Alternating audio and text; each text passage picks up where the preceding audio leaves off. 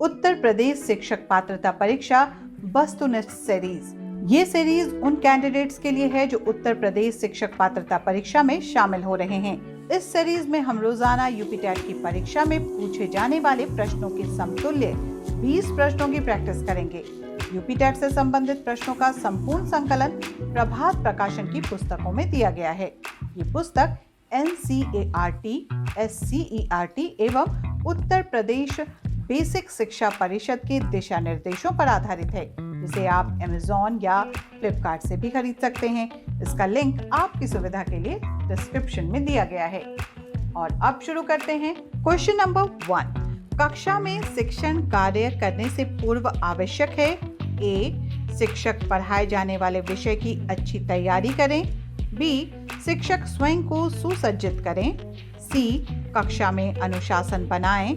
D, शिक्षक अपने आराध्य देव का नमन करें। सही जवाब है ऑप्शन ए। क्वेश्चन नंबर 2, शिक्षक होने पर अपनी कक्षा में उन विद्यार्थियों को अधिक पसंद करूंगा जो A, उच्च परिवारों से संबंधित हों। B, देखने में सुंदर हों। C, आज्ञाकारी हों। B, कक्षा में अधिक क्रियाशील हों। सही जवाब है option D. Question number 3, D.Ed उपाधि प्राप्त करने के उपरांत मेरी प्राथमिकता होगी। A, प्राथमिक कक्षाओं को पढ़ाना। B, टेक्निकल कक्षाओं को पढ़ाना। C, माध्यमिक स्तर की कक्षाओं को पढ़ाना। D, स्नातक स्तर की कक्षाओं को पढ़ाना। सही जवाब है ऑप्शन ए। क्वेश्चन नंबर 4, वर्तमान में समाज के शिक्षकों को पर्याप्त सम्मान इसलिए प्राप्त नहीं होता क्योंकि A, अन्य व्यवसायों की तुलना में आर्थिक लाभ कम है। B, अयोग्य व्यक्तियों का शिक्षण के क्षेत्र में प्रवेश। C, शिक्षा का व्यवहारिक जीवन से संबंधित न होना। D, शिक्षण कार्य में पर्याप्त रुचि का होना। और सही जवाब है ऑप्शन ए। क्वेश्चन नंबर 5, सफल शिक्षक वही है जो ऑप्शन ए, सतत सीखने की प्रबल इच्छा रखता है। बी, अपने साथी अध्यापकों की प्रशंसा का पात्र है। सी, प्रधानाचार्य का विश्वसनीय है। डी, विद्यार्थी समुदाय में लोकप्रिय है। सही जवाब होगा ऑप्शन डी। क्वेश्चन नंबर 6, प्राथमिक कक्षाओं के भाषा शिक्षक होने के नाते आपकी सर्वाधिक महत्वपूर्ण भूमिका है। ए, कक्षा में पाठ्य पुस्तक का अच्छी तरह से निर्वाह करना। बी, बच्चों की भाषाई क्षमता के विकास के लिए तरह तरह के अवसर जुटाना। सी, बच्चों को वाद विवाद के लिए तैयार करना। डी, विद्यार्थियों को सर्वाधिक अंक प्राप्त करने के लिए तैयार करना। सही जवाब होगा ऑप्शन बी। क्वेश्चन नंबर 7, दूसरी कक्षा में पढ़ने वाला रोहित हिंदी की कक्षा में अपनी मातृभाषा में बात करता है। आप क्या करेंगे? ए, उसे बिल्कुल अनदेखा कर पढ़ाते रहेंगे। बी, उसकी भाषा को समझने की कोशिश करेंगे। सी, बाकी बच्चों से उसकी भाषा सीखने के लिए कहेंगे।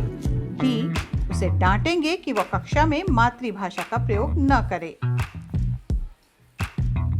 सही जवाब है ऑप्शन बी। क्वेश्चन नंबर 8, पढ़ना सीखने के लिए कौन सा उप कौशल अनिवार्य नहीं है? ए, भाषा की संरचना की समझ। बी, भावात्मक संबंध। सी, वर्णमाला याद करने का कौशल।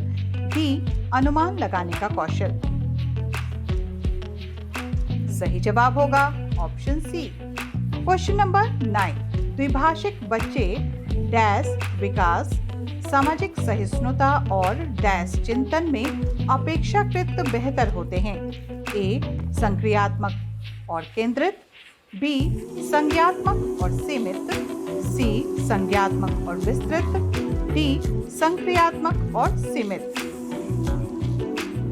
द्विभाषिक बच्चे संज्ञात्मक विकास, सामाजिक सहिष्णुता और विस्तृत चिंतन में अपेक्षाकृत बेहतर होते हैं। ये होगा सही जवाब। अब देखते हैं क्वेश्चन नंबर 10, निम्नलिखित में से किसके अभाव में हम पढ़ नहीं सकते? ए. संयुक्ताक्षरों की पहचान, बी. लिपि से परिचय, सी. 12 खड़ी से परिचय, डी. वर्णमाला की क्रमबद्धता का ज्ञान। सही जवाब होगा option D. Now we are going to start question number 11. The most important aspect of an effective language classroom is to provide learners with an opportunity to A. imitate, B. interact, C. interfere, D. assess. सही जवाब होगा option B. Question number 12. A teacher of class 5 is practicing interactive listening in the class. She should focus on A. listening and responding, B. listening and observing speaker's attitude, C. listening to word stress and intonation, D. listening to the pronunciation. सही जवाब होगा option A. Question number 13. A word with same spelling and same pronunciation as another but with a different meaning is an option A. synonym, B. homonym, C. homophone, D. autonym. सही जवाब होगा option B. Question number 14. A shorter form of group of words which usually occurs in an auxiliary verb is A. conjunction, B. connotation, C. connector, D. contraction. सही जवाब है option C. Question number 15. Poetry teaching is generally meant for option A. language learning, B. learning grammar, C. learning punctuation, D. enjoyment and appreciation. सही जवाब होगा option D. Question number 16. वनस्पति और जानवरों का भौगोलिक वितरण कहलाता है ए. जैव विविधता, बी.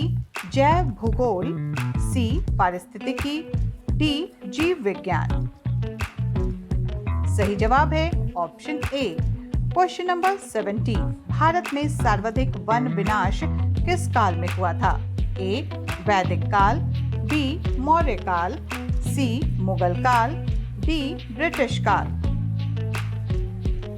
सही जवाब है option D. Question number 18. One विनाश होता है ए. जलाऊ लकड़ी की प्राप्ति के लिए, बी. उद्योग धंधों की स्थापना के लिए, सी. कृषि विकास के लिए, डी. इनमें से सभी के लिए। सही जवाब है ऑप्शन डी। Question number 19. निम्न में से किस राज्य को मसालों की टोकरी कहा जाता है? ए. केरल, बी. कर्नाटक, सी. तमिलनाडु, डी. तेलंगाना। सही जवाब है ऑप्शन ए। Question number 20.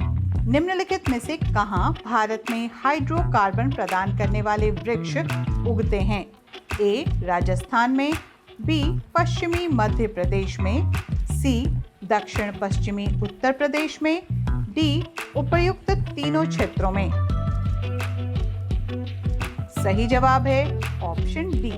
इसी के साथ ये सेट समाप्त हुआ, लेकिन आपको ये जरूर बता दें कि आप बेल आइकॉन क्लिक कर लें। सब्सक्राइब तो आपने कर ही लिया होगा, साथ ही कमेंट में हमें जरूर बताएं कि ये सेट आपके लिए कितना मददगार साबित होता है, ताकि हम और बेहतर कार्य आपके लिए कर सकें। अगले सेट में हम फिर नए सवालों के साथ मिलेंगे।